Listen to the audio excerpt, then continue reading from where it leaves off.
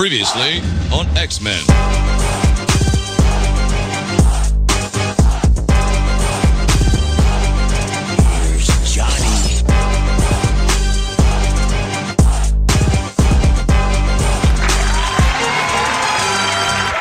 up?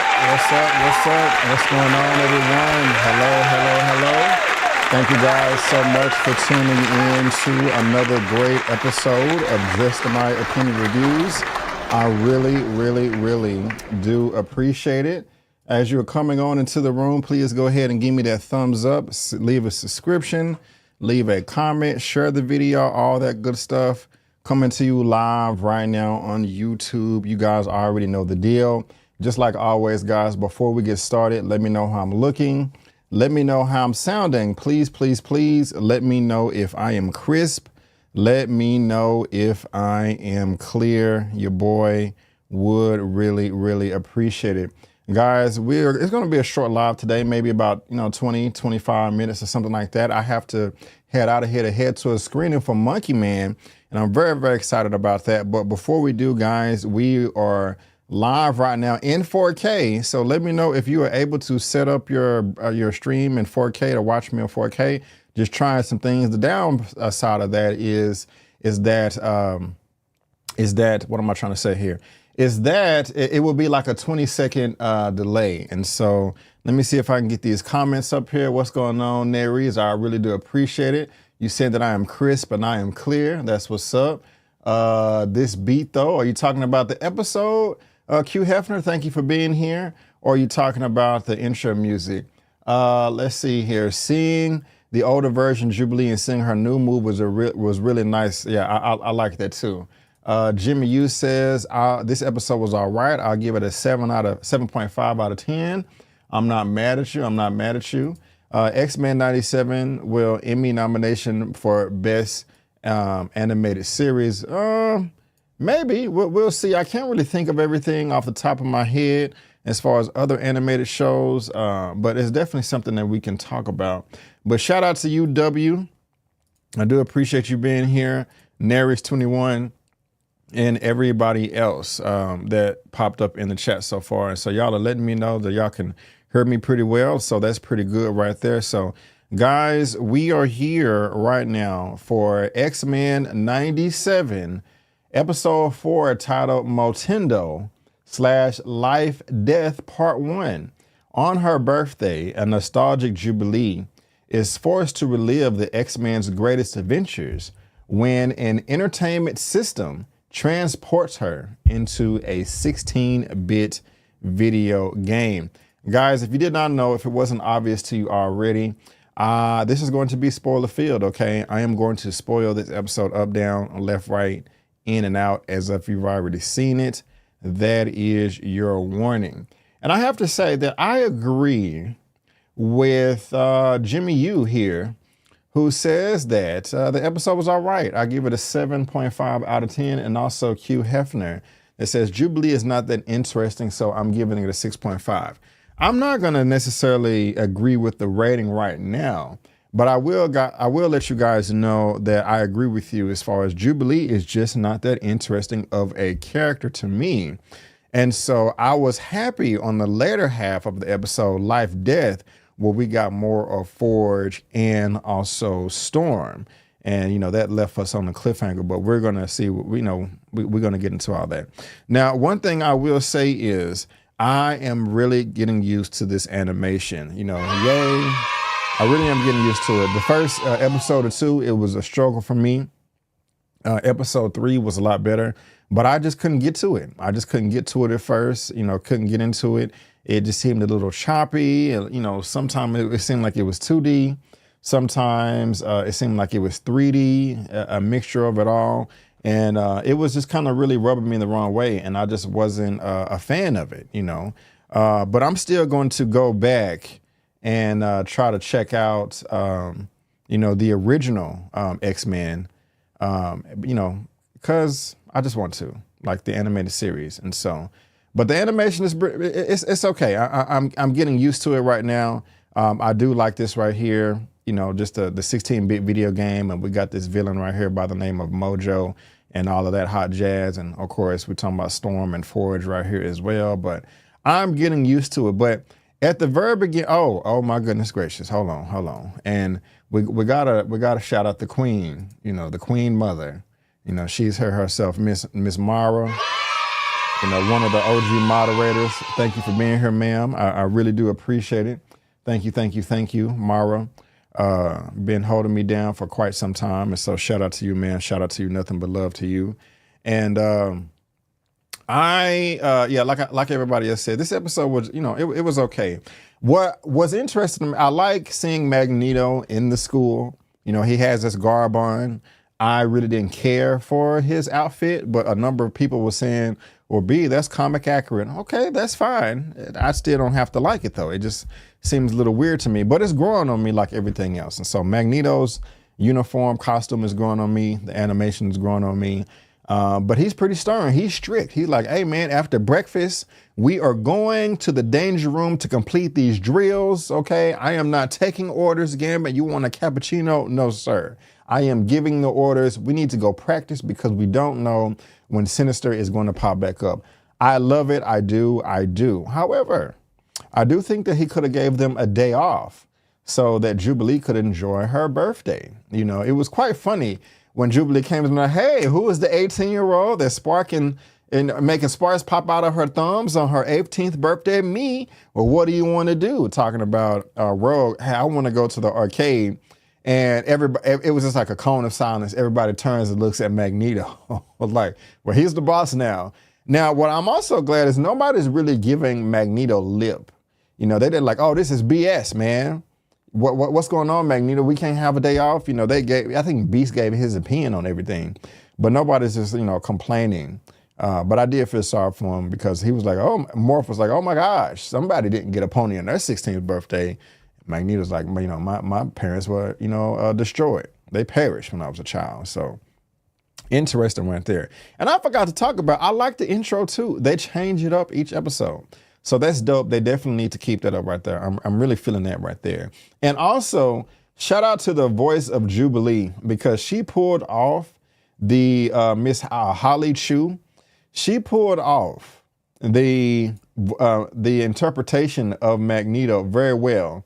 She's like, how dare you have the man of mysticism or magnetism at a play thing, arcade. I forgot exactly what he said, but shout out to Holly Cho. That was pretty funny to me when her and Sunspot were in her bedroom, before they got the Motendo video game and was transported. Now, this Montendo guy, at first I was a little, what's the word that I want to use? Oh my, that didn't save? Okay, I thought I had some screenshots or whatever, but that's okay. I can get them back. But when Motendo, when the video game thing was in this room, in Jubilee's room, I was just kind of saying to myself, okay, why in the world or how in the world did this thing get there? Like, what happened? How did the video game get into her bedroom? Now, it may not be a big deal to you guys, but I was just kind of saying to myself, okay, what the hell? And I do remember him from the animated series in the 90s. I do. Sunspot was just saying, hey, you lost some weight. What you been doing, drinking some Slim Fast on the treadmill. No, of course, he didn't say all of that. But was y'all at all bothered by the fact that, the video game console just kind of popped up in her bedroom? Of course, it's called Motendo, and that's a rip-off Nintendo. But you guys let me know. I'm just curious. It's probably not that big a deal. Magneto and Gambit need to go ahead and box it out. I forgot to bring that up. And yes, the animation does look much better than the 90s. I like the three-way tension. And about that, I can't believe I forgot to bring this up. You would have thought that there would have been more tension, but it seemed like Gambit really wasn't tripping. We saw that he kind of put his head down towards the end of episode 3 when he saw them leaving the bedroom together. But there was really no shade in this episode. I want my damn coffee, my cappuccino. So yeah, it is what it is, but I'm not going to make a big deal out of that. But one of the things that made my skin crawl is when they was being taken over by the video game. You know, it just like in episode 3 where Nathan Summers, Cable, aka Cable, the virus was infecting his body. Just seeing that on his skin made my skin crawl. Same thing here with the Mendo video game. I was just like, oh, just seeing that on the skin, even though it's animated, even though it's a cartoon, just really gets under my skin. And I just don't like seeing stuff like that, you know. But shout out to Jubilee. Even though she's not my favorite character, I am glad that they was able to showcase her powers in this to a certain degree. And she was also kind of showing, what's his name, Sunspot, Roberto, the ropes. I like his accent too. But as soon as they were taken over in the video game and the Sentinel busts through the wall and snatches him, she just dives out the window and tries to hook his arms. So she's hanging on with one arm and then she's shooting projectiles with the other. She's not wasting any time, no wasted movement, displaying her powers. She's leading him down the street. She's diving over cars, trying to save him, trying to push him out of the way and get him out of harm's way. And she took the word. I was saying this, and I'm glad they had a line of dialogue in there. She was like, bro, this will be much easier if you just use your freaking powers. Why don't you use your powers? And he didn't want to use his powers. There may be cameras, and I don't want to be seen on TV. Bro, come on, man.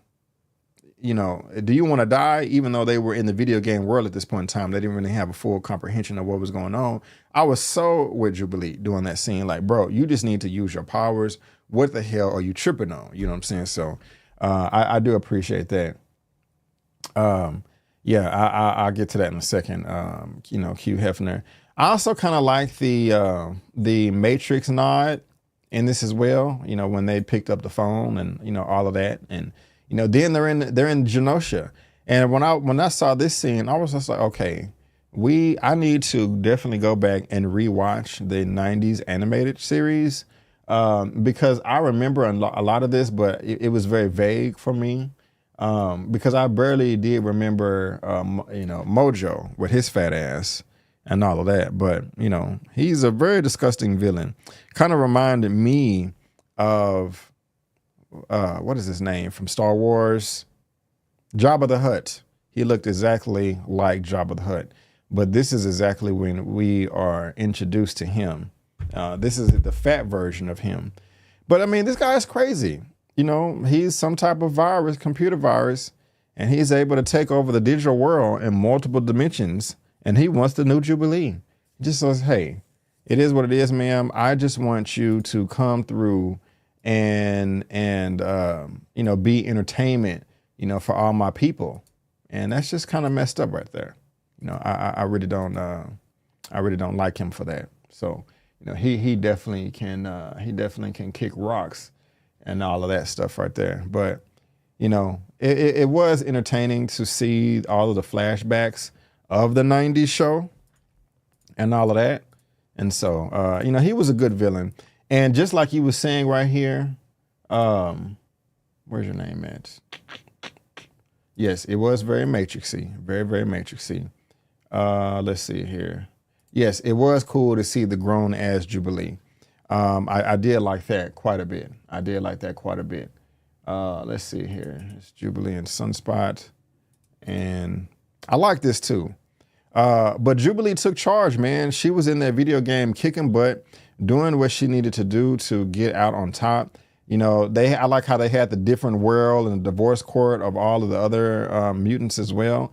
But seeing the adult version of Jubilee was great. I did like that. We also got that mutant named Spiral in this as well. You know, she was, it seemed like she was trying to help out too. So that was cool right there. I did appreciate all of that. And, you know, her being really concerned about, you know, Roberto's Sunspot and, you know, getting to life and, you know, bringing him back. But I like the fact that Jubilee, the best part of the episode for me was when the older Jubilee met the younger Jubilee, and she was just putting her game like, hey, I know you want to kick it here and have fun, but this is not reality. We all have to grow up. You know, we all have to adapt. You know, change is inevitable. And so you're just going to have to accept that. You can't stay a kid forever. She's only 18 years old, but it was a lesson that she needed to learn, from the older version of herself that has been stuck in this game that kind of, she said she found a glitch, and was able to get out of there, so I liked all of that right there. That was that was cool. That was cool. And I definitely don't want to be stuck in a video game, the rest of my life. But the way that the older Jubilee was able to use her powers and escape out of all of that, and them kind of just team up.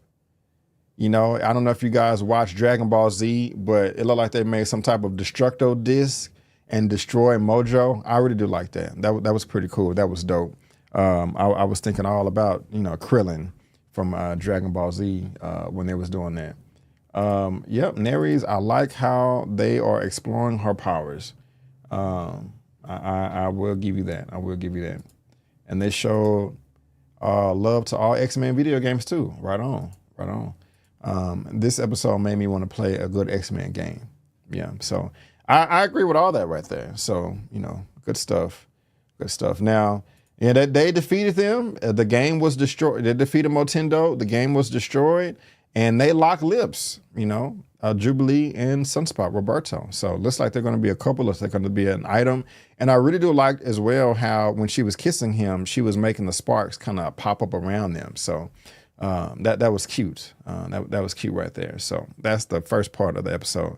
Now, when that faded to black, I was like, wait a minute, that seemed like it only like 12, 15 minutes, went by. I definitely know that they are not done with the episode already, because that was just too damn short. And exactly, that's where we have Forge and Storm and Forge coming together for Life Death Part 1. This man is trying to put his mag down, making the lean bison chili with all the spices. Yes, it's a leaner cut, so the spices can do their magic. You know what I'm saying? And so that was kind of cute to me. What'd you say, Buddy Love? Couldn't watch 5 minutes of this episode. Why is that? Why is that? That's unfortunate. But I really did feel sorry for Storm during this episode because, I'm kind of glad that she didn't get her powers back, because all of the drama that happened at the end of episode 2 would have been for nothing. Like, you didn't struggle at all. Just as soon as Forge pops up, hey, we're in Dallas, I can get your powers back. He makes some chili, puts her in a little box, turns it on, and she gets her power back. It needs to be some struggle, But I do like the fact, the breakdown of his powers, she's not wanting to be too intrusive. Like, she sees his mechanical arm, like, hey, may I ask what happened to you? And he's like, well, yeah, I was in a war, I was in a battle, but my mutant powers, I'm able to access parts of the human brain that are dormant to other humans. I liked all that. And guys, I'm even feeling the Mohawk as well. I really am. This is cool right here. I wasn't feeling it, during the trailers, and people that's comic accurate. Hey, that's fine. I just wasn't really feeling it, in the trailers and the marketing material, but I am now. But I thought it was dope though, when they was riding and, in the desert, he's like, he needs to get outside. He claims that he was saying, hey, I need to get outside and let my mind think so I can fix you. But no, he was trying to put his Mac down, or does he just feel guilty because he feels partly responsible for her demise? I only like the second half of the episode with Storm. I'm not mad at y'all for that. Storm and Forrest should have had a kid named Black Cloud. That would be cool. This is true. Me too. She needs a hero's journey. Now, let me ask y'all this. Y'all, we know what happened at the end of the episode. Right before it came, they was on the cliff and they saw the owl. And she was like, I've seen that owl before. It's circling around. Usually the moon creates the temperature and the tides around the earth, pushing our winds across the earth. But in this spot right here, it circulates. Was that the same owl that attacked them at the very end? But before we get there, I just want to throw that out there. And I'm kind of rushing because I got to go to my screening. What am I trying to say? Why did she slap him? And why y'all answer that? I'm still a little annoyed that she left the mansion already. I mean, Beast is a genius too. She didn't really give him enough time to see if he could fix her issue. Like, I mean, damn, it's not like he tried 3, 4, 5 times. I mean, she left 12 hours after she found out. And so she looked up finding Forge found her. But man, when he put her in the machine and she went outside on the balcony and she could not, get her powers to work, I felt sorry for her. I really did. I really did. But she was asking him the question, why are you so obsessed with trying to fix me? She got mad, threw the device on the ground talking about, hey, you the one that did this. This is your fault. You're the one that was trusting the government and all of that stuff. He said no. He said no, and she still threw the thing on the ground. He just felt responsible for it. So I didn't really care for that, if I have to be honest with you. We shouldn't be hitting people. We should be keeping our hands to ourselves and all of that. So shame on you, Storm, for slapping him. She's frustrated. I get it, but still. But baby girl, it's going to be all right. You are going to get your powers back, mama. Okay? You're just going to have to wait a little bit longer than you anticipate. We're going to see you again. Okay? We're going to see you again. What'd you say, Mara? Where the comment section goes so I can pull this up? Wait a minute. Beast was too uncertain for her, so she went for a second opinion. Man, give this brother a chance. You know what I'm saying? Keep your love over there, Because she's still dealing with him being responsible for her losing the powers. Yeah, I understand her being frustrated, but it was indirect. Because she's like, wait, you responsible? She's like, no, it's somebody in Scotland. They use his work. Or maybe I'm interpreting it wrong. I wish she would have had a little bit more patience with Beast and Forge. She's very emotional right now. But hey, it is what it is. But we get to the end of the episode and the owl, they have to be dreaming because she left. And then when she's in the desert, she falls back into the cabin. So I don't even think she left. This whole thing it has to be some type of dream sequence, but they left us on a cliffhanger. Beast made me mad about his dream. Why did it make you mad? What was he supposed to do? Not tell everybody? I mean, he only told the truth. Are you talking about when he was like the real genius on the couch? I don't get it. I could be wrong, in the way I interpret it or whatever. But the owl comes and bites the hell out of Forge and throws his ass, down, against the wall. You know what I'm saying? So that sucks for Forge. But I did enjoy, like y'all, I did enjoy the latter half of the episode more because I like Forge and I like Storm, much more than I like, Jubilee and Sunspot, but it is what it is. It is what it is. So, but guys, that is my recap. That is my review. I will be here. Usually I would do this around 6. I would have started it like now, but I have to head to my screening for Monkey Man. I may give you guys an out of theater reaction, but that is going to wrap it up for my X-Men 97 recap and review for episode 4, titled Motendo / Life Death Part 1. And we will be here same time, same place next week, guys. And I can't wait to chop it up with you guys.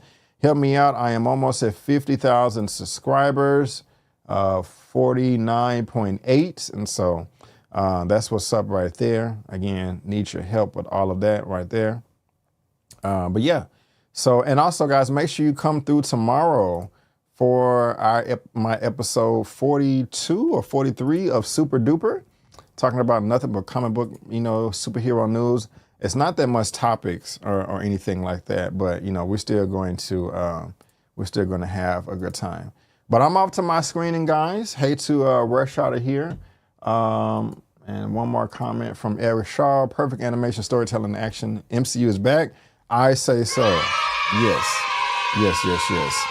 I would say so myself. But ladies and gentlemen, boys and girls, I'm out of here, and I want to thank y'all so much for tuning in. And before you go, don't forget that I'm B. Avery. That's just my opinion. Peace out. Hold on. Peace out, and I'll see you next time.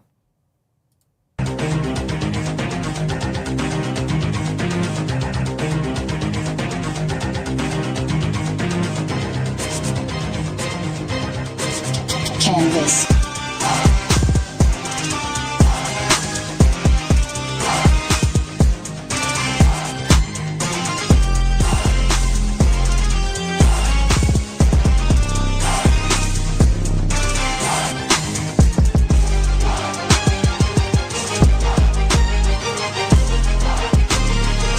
Previously on X-Men.